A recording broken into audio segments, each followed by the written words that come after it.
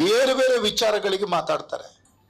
ಒಂದು ಹಳ್ಳಿಯ ಒಂದು ಚಿಕ್ಕ ಮಗು ಪತ್ರ ಬರೆದಿದ್ರೆ ಆ ಮಗುವಿನ ಹ್ಯಾಂಡ್ ರೈಟಿಂಗ್ ಬಾರಿ ಚೆನ್ನಾಗಿದೆ ಅಂತೇಳಿ ಮನ್ ಕಿ ಬಾತ್ ಅಲ್ಲಿ ಮಾತಾಡ್ತಿದ್ದಾರೆ. ಆದ್ರೆ ಈ ದೇಶದ ವೈಪರೀತ್ಯ ಯಾವ ಮಟ್ಟಕ್ಕೆ ಬಂದ್ ನಿಂತಿದೆ ಅಂದ್ರೆ, ಪ್ರಶ್ನೆ ಪತ್ರಿಕೆಗಳು ಸೋರಿಕೆ ಆಗ್ತದೆ, ರಫೇಲ್ ಫೈಲ್ ಕಾಣೆ ಆಗ್ತದೆ, ರಾಮ ಮಂದಿರದ ಕಾಣಿಕೆ ಲೂಟಿ ಆಗ್ತದೆ. ಆದರೆ ಇವತ್ತಿಗೂ ಸಹಿತ ಅದಾದ್ಮೇಲೆ ಒಂದು ಮನ್ ಕಿ ಬಾತ್ ಆಯ್ತು, ಎಲ್ಲ ಬಿಜೆಪಿ ಪದಾಧಿಕಾರಿಗಳು, ಮಂಗಳೂರಿನ ಸಂಸದರು, ಮಾಜಿ ಸಂಸದರು, ಶಾಸಕರು ಎಲ್ಲ ಟಿವಿಯಲ್ಲಿ ನೋಡ್ತಾ ಇದ್ರಪ್ಪ ಮನ್ ಕಿ ಬಾತ್. ಅವ್ರ ಮನಸ್ಸೊಳಗೆ ಏನಾದ್ರು ರಾಮ ಮಂದಿರ ಕಾಣಿಕೆ ಲೂಟಿ ಬಗ್ಗೆ ಏನಾದ್ರು ಗಮನಿಸ್ತಾರ ಅಂತ ಇತ್ತು ಅಂತ ಪ್ರಶ್ನೆ. ಆದರೆ ಈ ಬಗ್ಗೆ ಒಂದೇ ಒಂದು ಚಕಾರವನ್ನ ಎತ್ತದ ಇರುವ ಇವರು ಚಂಪತ್ರಾಯಿಂದ ಸಾಕ್ಷಾತ್ ಭಗವಂತ ಎಂದು ಹೊಗಳಿಸಿಕೊಂಡಂತ ನಮ್ಮ ದೇಶದ ಪ್ರಧಾನಮಂತ್ರಿಗಳಿಗೆ, ಅವರ ದಿವ್ಯ ದೃಷ್ಟಿಗೆ ರಾಮ ಮಂದಿರದ ಕಾಣಿಕೆಯ ಲೂಟಿ, ಅದರಲ್ಲೂ ಸುಮಾರು ಹತ್ತಿರ 2,000 ಕೋಟಿಯವರೆಗೆ ಲೂಟಿ ಆಗ್ತಿದೆ ಅಂತ ಆಗಿದೆ ಅಂತ ಹೇಳಿ ಅವ್ರದ್ದೇ ಸಂಸ್ಥೆಯ ಪದಾಧಿಕಾರಿಗಳು ಹೇಳುವ ಮಟ್ಟದಲ್ಲಿ ಇವತ್ತು ಲೂಟಿ ಆಗ್ತಾ ಇರೋ ಹೊತ್ತಿನಲ್ಲಿ ಈವರೆಗೂ ಮಾತನ್ನ ಆಡ್ತಾ ಇಲ್ಲ ಅಂತಂದ್ರೆ, ಈ ಲೂಟಿಗೂ ಅವರಿಗೂ ಪ್ರಧಾನಮಂತ್ರಿಗಳ ಕಚೇರಿಗೂ ನೇರವಾದ ಸಂಬಂಧ ಇದೆ ಅನ್ನುವಂಥದ್ದು ನಮಗೆ ಮೇಲ್ನೋಟಕ್ಕೆ ಅರ್ಥ ಆಗ್ತಾ ಇದೆ. ಇವತ್ತು ಚಂಪತ್ರಾಯ್ ಅವ್ರನ್ನ ಬಂಧಿಸಿಲ್ಲ, ಅರುಣ್ ಮಿಶ್ರಾ ಅವ್ರನ್ನ ಬಂಧಿಸಿಲ್ಲ. ಇವ್ರನ್ನ ಬಂಧಿಸಿರೋದು ಯಾರನ್ನ ಅಂದ್ರೆ, ಈ ಲೂಟಿಯ ಕಾಲಾಳುಗಳು, ಡಕಾಯಿತಿಯ ಕಾಲಾಳುಗಳನ್ನ ಮಾತ್ರ ಬಂಧಿಸಿದ್ದಾರೆ. ಸಂಚುಕೋರರನ್ನ ರಕ್ಷಣೆ ಮಾಡುವ ಕೆಲಸವನ್ನ SIT ಮಾಡ್ತಾ ಇದೆ.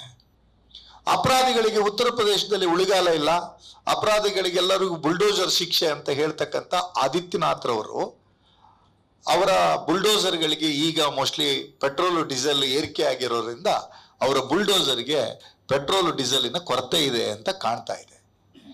ಸೊ ನಾವು ಇವತ್ತು ಪ್ರತಿಪಾದನೆ ಮಾಡ್ತಾ ಇರೋದು, ಇವರು ರಾಮ ಮಂದಿರದ ಹಣದ ಲೂಟಿಯ ಮುಖ್ಯನ ದ್ರೋಹ ಮಾಡಿದ್ದು ಯಾರಿಗೆ ಅಂದ್ರೆ, ಬಾಬಾ ಸಾಹೇಬ್ ಅಂಬೇಡ್ಕರ್ ಪ್ರಣೀತವಾಗಿರ್ತಕ್ಕಂಥ ಈ ದೇಶದ ಸುಪ್ರೀಂ ಕೋರ್ಟ್ಗೆ.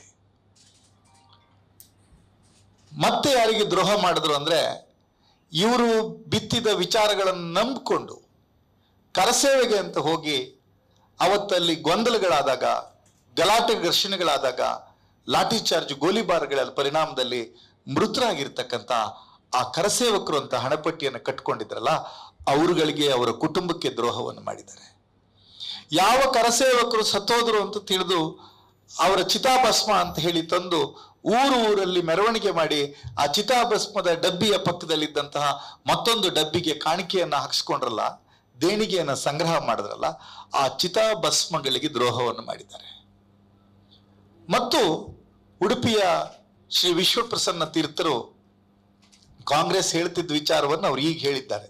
ಆ ಕಾರಣಕ್ಕೆ ಕಾಂಗ್ರೆಸ್ ಈ ಕಾರಣಕ್ಕಾಗಿ ಅವರನ್ನು ಅಭಿನಂದಿಸ್ತಾ ಇದೆ. ಕಾಂಗ್ರೆಸ್ ಹೇಳ್ತಾ ಇತ್ತು, ಊರೂರಲ್ಲೂ ರಾಮ ಭಕ್ತರಿದ್ದಾರೆ, ಊರೂರಲ್ಲೂ ರಾಮ ಮಂದಿರಗಳಿವೆ, ಜೊತೆಗೆ ಬಡವರಿಗೆ ಮನೆಗಳು ಇನ್ನೂ ಕಟ್ಟಬೇಕಾಗಿದೆ ಅನ್ನುವಂಥದ್ದನ್ನ ಏನು ಹೇಳ್ತಾ ಇದ್ರು, ಅದನ್ನ ವಿಶ್ವಪ್ರಸನ್ನ ತೀರ್ಥರು ಮೊನ್ನೆ ಹೇಳಿದ್ದಾರೆ. ಅದೇನು ಅಂದ್ರೆ, ಅಲ್ಲಿಗೆ ಕಾಣಿಕೆ ಕೊಡುವ ಬದಲು ನಾವು ಇಲ್ಲಿ ಬಡವರಿಗೆ ಮನೆ ಕಟ್ಟಿಸಿಕೊಟ್ರೆ ಒಳ್ಳೆದಾಗ್ತದೆ ಅಂತ ಹೇಳಿದ್ದಾರೆ. ಆ ಕಾರಣಕ್ಕಾಗಿ ವಿಶ್ವಪ್ರಸನ್ನ ತೀರ್ಥರನ್ನ ಈ ಸಂದರ್ಭದಲ್ಲಿ ಆ ಮಟ್ಟಿಗೆ ಅಭಿನಂದನೆಯನ್ನು ಸಲ್ಲಿಸ್ತೇವೆ. ಮತ್ತು ಅವರು ಮುಂದುವರೆದ ವಿಚಾರವನ್ನು ಹೇಳಿದ್ದಾರೆ, RSS ಸಹಿತ ನೋಂದಣಿ ಮಾಡ್ಕೋಬೇಕು ಅಂತ. ಅವ್ರು ಯಾಕೆ ಅದನ್ನು ಹೇಳಿದ್ದಾರೆ ಅಂದ್ರೆ, RSS ಈಗ ಹೇಳ್ಬಿಟ್ಟಿದೆ, ಮೊನ್ನೆ